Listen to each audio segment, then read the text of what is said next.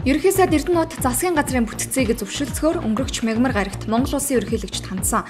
Засгийн газрын бүтцийг 13 яам 16 сайдтай байхаар хуулийн төслийг боловсруулсан. Тэгвэл сайд нарын эрхлэх асуудлын хүрээнд агентлагуудыг зургалжээ. Үүгээр гайл татварын ерөнхий газар тусдаа байгуулагдаж, харин ашигт малтмал газрын тосны газар нэгдэж нэг агентлаг болохоор болоод байна. Ерөнхийлөгчийн тамгын газрын дарга цагаан засгийн газрын бүтэц бүрэлдэхүүнтэй холбоотой асуудлаар мэдээлэл хийжээ.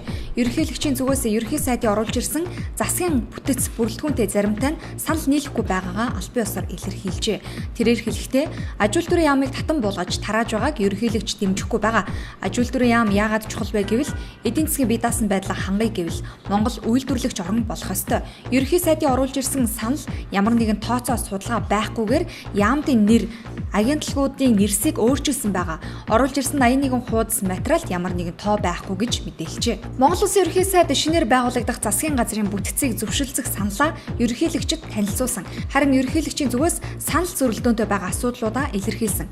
Бодлогын яамдын тоог нэмэгдүүлсэн, аж үйлдвэрийн яамыг татан буулгасан, төрийн албыг их хэмжээгээр бужигнуулах бүтэц хийсэн зэрэгт ерөнхийлөгч дургүй байгаамаа.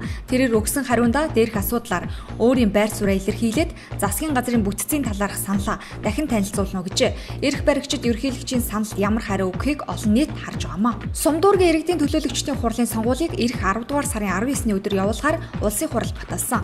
Үүнтэй уялдуулан нийслэлийн аудитын газраас дүүргийн иргэдийн төлөөлөгчдийн хурлын сонгуульд оролцох намын эвсэл нэр дэвшигчдийн сонгуулийн зардлын дээд хэмжээг өчигдөр зарлалаа. Тус газраас намын эвслийн сонгуулийн зардлын дээд хэмжээ 1 тэрбум 142.5 сая төгрөг байхаар тогтоожээ. Эрүүл мэндийн салбарын царцсан барилгын жагсаалтанд төлөхийн төв 1-р бичигдэж байна. Энэ жилээ төлөхийн төвийн барилгын ажилд 2 тэрбум төгрөгийг улсын төсвөөс гаргаж, эмнэлгийн барилгын гүйцэтгэгчээр Цаст Construction компани шалгарсан.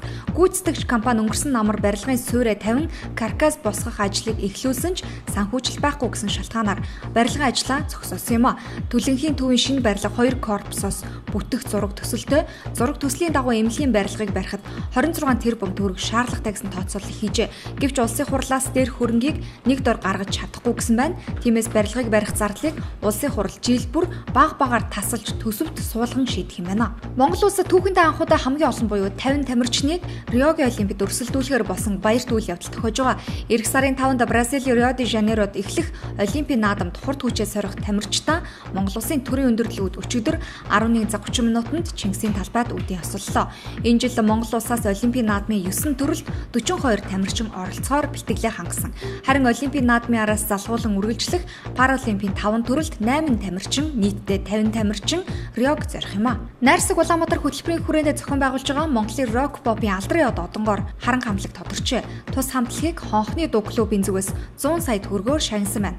Алдрын од тоглолтыг 2 дахь жилдээ зохион байгуулж байгаа бөгөөд энэ жилийн тоглолт энэ сарын 30-ны өдөр Чингисийн талбайд болох юм а. Монголын үндэсний бүхий холбоо 2003 онд үндэсний их баяр наадмын тухай хууль гарсантай уялдуулан зохион байгуулах хорооны даалгавраар тухайн жилийн улсын баяр наадмын дараа эд барилдаж байгаа 50 хүртэлх насны улсын цолтой бөхчүүдийн ирэмбийг 2004 оноос гаргадаг үүрэг хүлээсэн. Тэгвэл энэ жил аваргуудын ирэмбийг Эрхэн баяр тэргүүлж Санжаа дамб Мөнх Батнаар удаалжээ. Замын хөдөлгөөний аюулгүй байдлын тухай хуулийг шинжилэн бүрдэж эхэлснээр 2008 оноос өмнө олгосон жолооны шар үнэмлэхийг сарл өнгөтэй үнэмлэхээр солихоор болсон.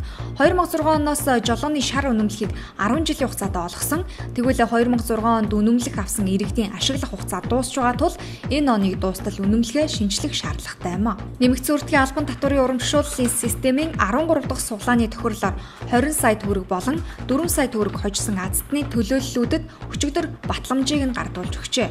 Энэ удаагийн тохирлоор 20 сая төгрөгийн 3 азт нь тодорсныг албаныхан онцолж байна.